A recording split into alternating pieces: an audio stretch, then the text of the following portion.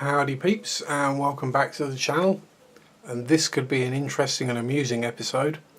This is how I decant paint from a rattle can so I can spray it through an airbrush. First things first, don't have any of these anywhere near what you're doing.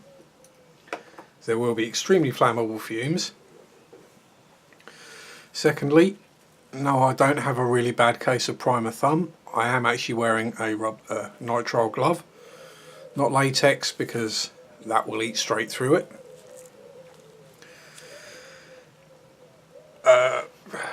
Let's just say the day I'm filming this, things have just been going wrong, let's put it that way.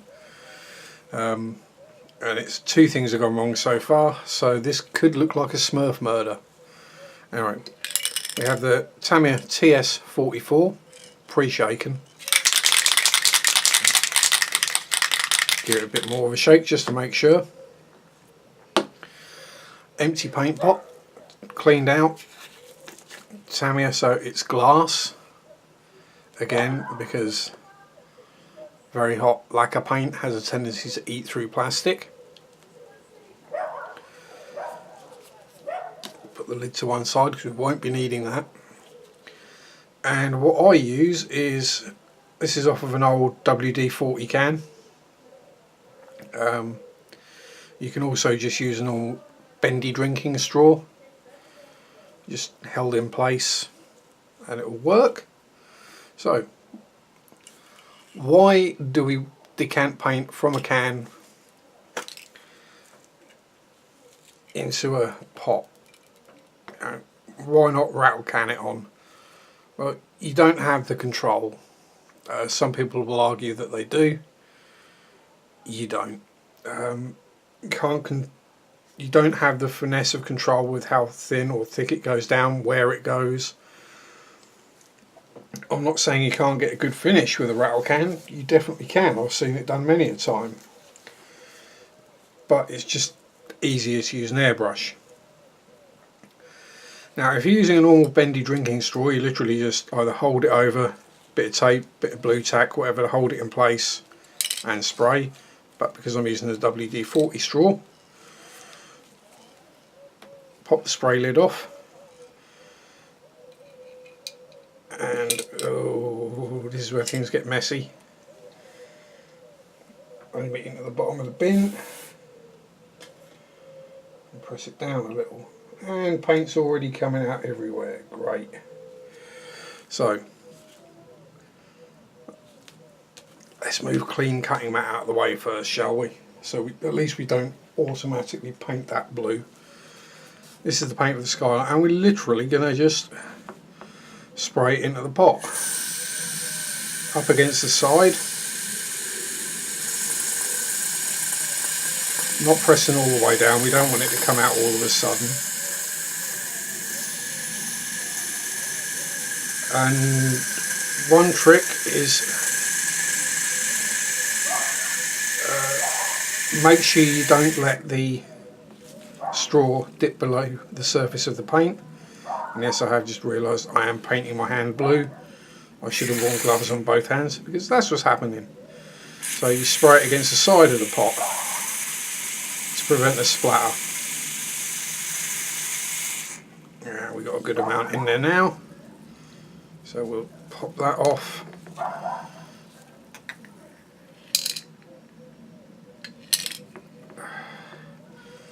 I knew this would end up messy. Normally when I do it, not a problem. Last few times, all the paint's ended up in the pot. There's been no paint gone anywhere else. It's just being one of those days. So I now have a skyline blue finger. But hey, as opposed to the disasters I've seen some people have, this is relatively clean. So maybe the drinking straw is probably the better idea. Just wipe the excess off. Yeah, it was probably a better idea not to shoot this today, given the day I've been having with pretty much everything I've touched has turned to poop, including some things I haven't touched have also turned to poop. We all have one of those days. I've taken to calling them sleuth days. I'm blaming it on the heat and a lack of sleep. And just sod's law. Oh well, that'll do, near enough. I'll clear the paint off my hand in a bit. Pop that back on.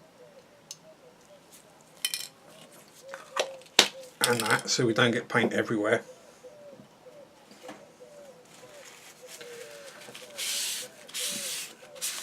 This is why I switched from clean cutting mat.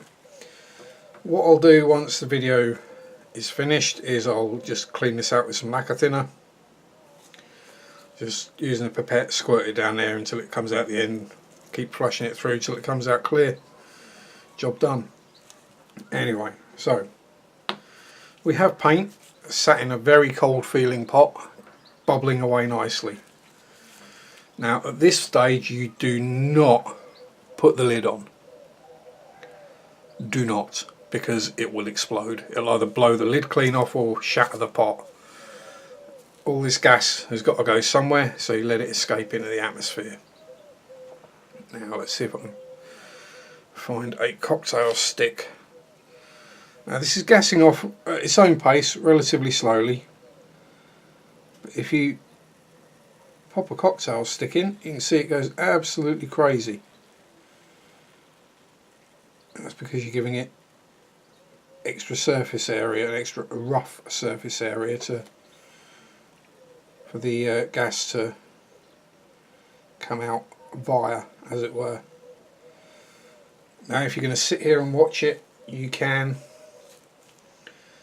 because by now it's calmed down enough that it's not going to go crazy and just bubble up over the top of the pot. So you basically want to leave it until it stops bubbling, at which point it's off gassed. You can then spray it, or once it's completely stopped bubbling you can put the lid back on. As you can see, it's slowed down quite noticeably already, but I'll still leave that a while yet. So that is how we decant spray paint from a can so we can airbrush it.